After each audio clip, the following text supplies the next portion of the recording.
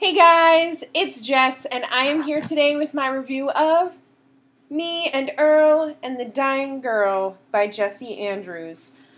This book follows Greg, who has made it through life kind of not being anyone's friend, but not being anyone's enemy.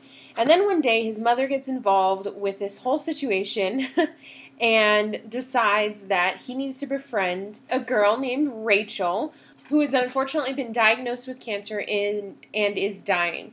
And Greg has to break his rule. And he has had one friend in the past, and that's Earl. Earl and him make movies, and they start to show Rachel these movies as kind of like a gift to her because she's not going to live for much longer. And it just transpires over what those mean to her, what those mean to them, and it's a really interesting book. It was really funny. I thought it was pretty funny, but I wasn't in love with it. There were a lot of times when I just went, ha, like, you know, that kind of chuckle laugh, but I didn't love it. And I know a lot of people just absolutely love this book, but I thought it was so-so. I gave it 3 out of 5 stars. I would recommend it if you're a fan of taking the harshness out of horrible topics such as death. I think this would be a great read for you.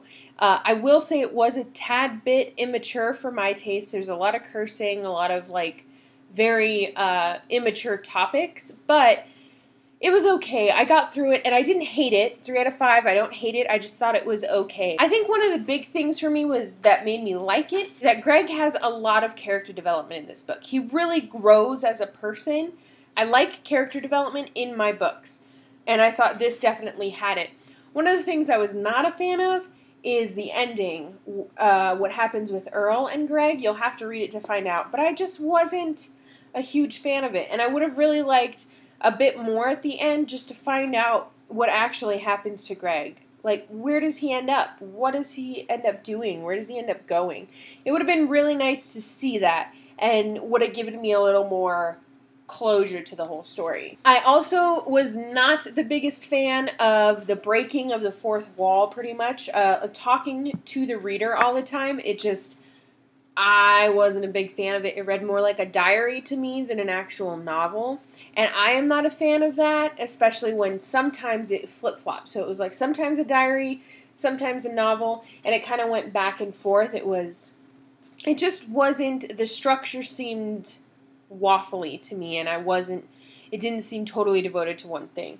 But 3 out of 5 I don't think is bad. I did enjoy it. I did laugh quite a bit, and it made me smile a lot. So that is my review of Me and Earl and the Dying Girl by Jessie Andrews. I am hoping to go see the movie maybe sometime this week, maybe next week, or maybe I'll just wait until it comes out on Redbox and go see it then. Who knows? The next book I am reading is A Game of Thrones by George R.R. Martin. I am only 100 pages in, so 700 pages more. Hopefully I'll get a huge chunk of this. I'm hoping to get like 400, 500 pages read this weekend, and then I can finish it up next week. So there we are. If you've read Me and Earl and the Dying Girl, please let me know what you thought about it down below. Tell me if you thought the movie is good enough to go see in theaters, or if I should just wait till I can rent it for $1.